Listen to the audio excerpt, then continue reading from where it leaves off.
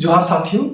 और आज हम सीखेंगे नागपुरी रिदम के बारे, या नागपुरी रिदम जो झारखंड के फोक म्यूज़िक में यूज़ होता है और अलग अलग जो रिदम बनता है वो कैसे बनता है ये सीखेंगे। तो अगर लास्ट वीडियो आपने देखा होगा मेरा फर्स्ट ट्यूटोरियल, तो उसमें आपको बीट, टेम्पो, रिदम और मेट्रोनोम का कुछ आइडिया मिल गया होगा। तो आज हम फोकस करेंगे नागपुरी रिदम कैसे बनता है।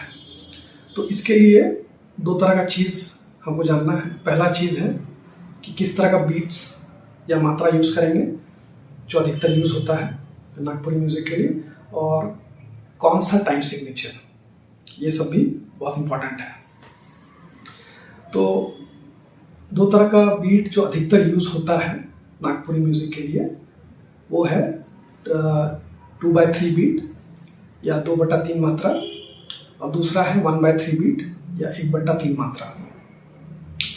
तो ये दोनों तरह का बीट्स अधिकतर यूज़ होता है नागपुरी रिदम को बनाने के लिए।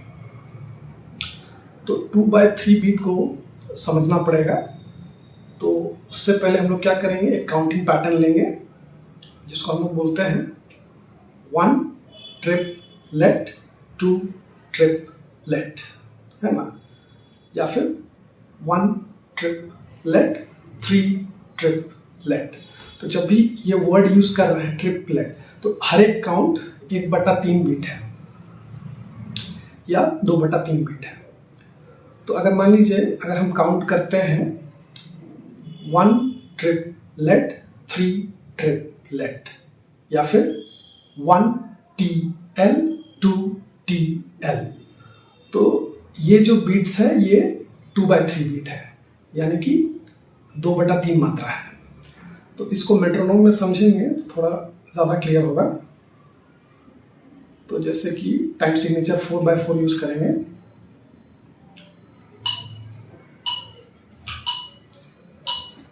One, 2, 3, 4, 1 TL, 3 TL, 1 TL, 3 TL।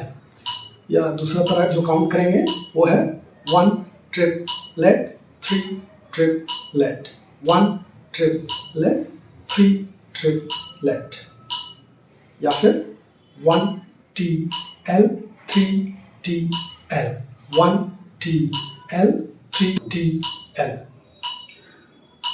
ठीक है।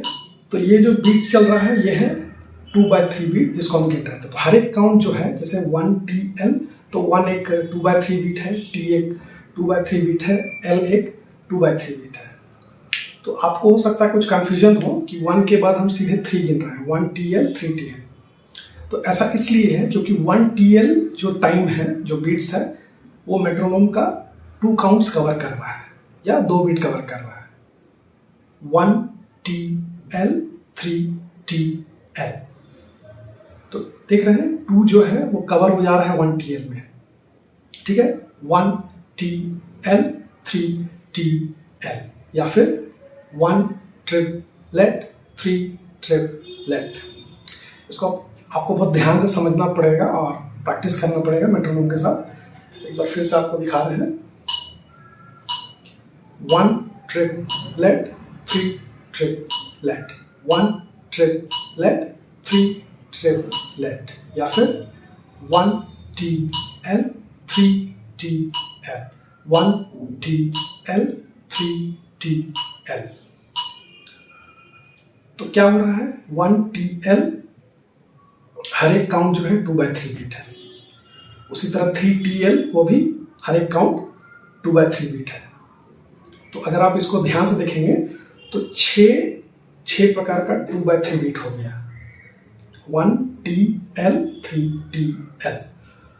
तो 2/3 बीट जब 6 बार बचता है तो वो 4/4 टाइम सिग्नेचर में कवर हो जाता है, और उसका टाइमिंग इस प्रकार होता है। तो आपको इसको प्रैक्टिस करना पड़ेगा और ध्यान से समझना पड़ेगा। अच्छा, दूसरा जो बीट है वो है 1/3 बीट। इसका काउंटिंग होता है 1 TL, 2 TL, 3 TL, 4 TL। तो यहाँ पर आप देख रहे हैं कि यहाँ पर 2 भी है।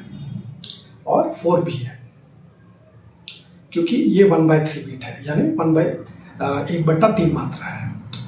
तो इसको आप 1 ट्रिपलेट, 2 ट्रिपलेट, 3 ट्रिपलेट, 4 ट्रिपलेट इस तरह से भी काउंट कर सकते हैं। अब यहाँ पर जो 1TL है वो 2/3 बीट नहीं है।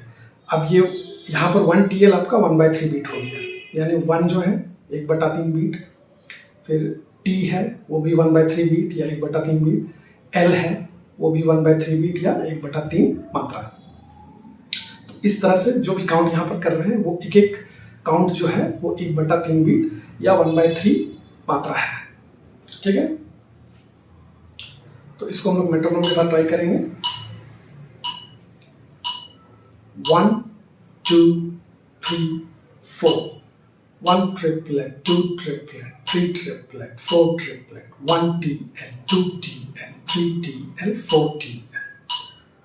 ठीक है, अगर आपको थोड़ा दिक्कत हो रहा है तो इसको स्लो टेम्पो में भी ट्राई कर सकते हैं, तो क्या होगा कि आपको पकड़ में आ जाएगा आसानी से।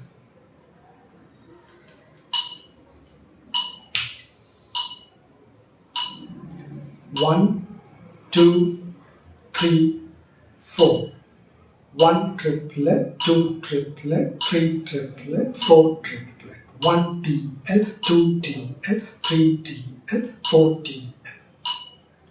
ठीक है, तो जब भी 2/3 बीट यूज करेंगे 4/4 टाइम सिग्नेचर में, उसमें काउंटिंग होगा 1TL, 2TL, 1TL, 3TL, और जब भी 1/3 बीट या 1/3 मात्रा यूज करेंगे 4/4 टाइम सिग्नेचर में, उसका काउंटिंग होगा 1TL, 2TL, 3TL, 4TL। तो आपको ये ध्यान रखना है। ठीक है, एक बार फिर से हम बता दे रहे हैं।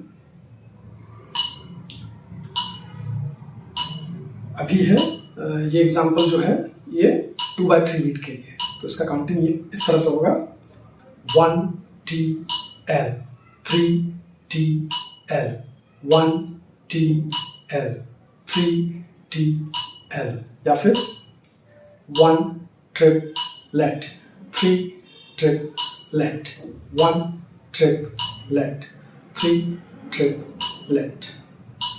ठीक है, अब अगर 1/3 बीट के लिए काउंटिंग करना है तो उसके लिए होगा आपका 2 3 4, 1 triplet, 2 triplet, 3 triplet, 4 triplet, 1TL, 2TL, 3TL, 4TL। ठीक है, तो उम्मीद है आपको समझ में आ गया होगा, लेकिन इसको आपको बार बार अभ्यास करना पड़ेगा, प्रैक्टिस करना पड़ेगा, बोल के क्लैप करके भी कर सकते हैं। समझना इंपॉर्टेंट है, और अगर आप इसको समझ जाते हैं तो आने वाला वीडियो आपके लिए आसान होगा, क्योंकि उसमें कुछ रिदम को स्टार्ट करेंगे डायरेक्टली प्रैक्टिकली कैसे बजाना है, लेकिन उससे पहले ये कॉन्सेप्ट क्लियर होना चाहिए। तो आज के लिए इतना ही, धन्यवाद। फिर से सबको जोहार। उम्मीद है आपको कुछ सीखने का मौका मिला है।